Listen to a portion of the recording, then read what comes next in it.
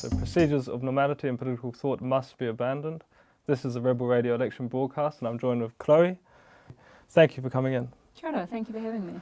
So what's it like? It must be quite an energising experience becoming a political figure in such a short period of time. It's mad. Yep.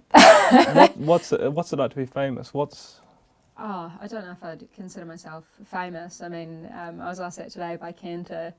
If I'm a celebrity, I'm a D-grade celebrity. Okay. It's quite a bizarre experience to go from, being able to walk in the supermarket and nobody knowing who you are to expecting that, any kind of slip in a public arena, could be broadcast to, everybody. So I kind of treat a lot of my life as public now. If you do get into government somehow, which is not looking like highly likely, but if you do, are you going to be happy as a backbencher? Yeah, mate. I mean, you touched on it just before. Like, this has been an absolute whirlwind.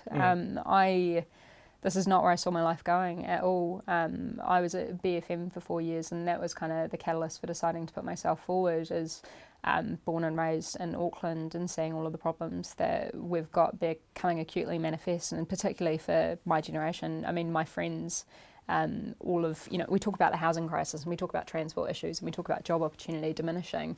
Those are things that affect me and my friends, and those are things which, for me, as someone who is friends with, musicians and artists, saw an exodus of them all going to the likes of Melbourne, where they could earn $22 an hour bagging groceries and then do the thing that they loved on the side. Yep. It was becoming increasingly impossible in Auckland. So, yeah, that's why I did that. But I totally forgot the tangent of your question. Like being a backbencher. Being a backbencher, yeah. I'll be stoked. It'll be great, man. It'll be great. I like what you said in previous interviews. You've kind of hit the nail on the head that this is a house in which you can implement change in society, and I think a lot of young people don't engage with that fact, the fact that that is probably the only house in which you can make...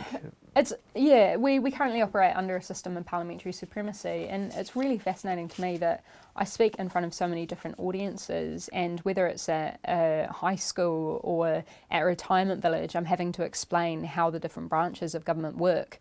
We've got an absolute lack of understanding of basic civics education in New Zealand, and that's super problematic when we operate under parliamentary supremacy, whereby the government can do anything that it wants to do. Even when, for example, in the disability carers case, where the courts ruled against the government's actions, and the government under urgency passes legislation which completely defies the rule of the court. So I think that breeds a really dangerous cyclical lack of accountability. And I think that problem becomes even worse when we have, as we do at the moment, most New Zealanders getting their news from commercial news sources, because there's, again, a major lack of funding for public interest journalism, where commercial news is obviously predicated on the need to get profit. So therefore, quite often there is, they go for clickbait for all intents and purposes over substance.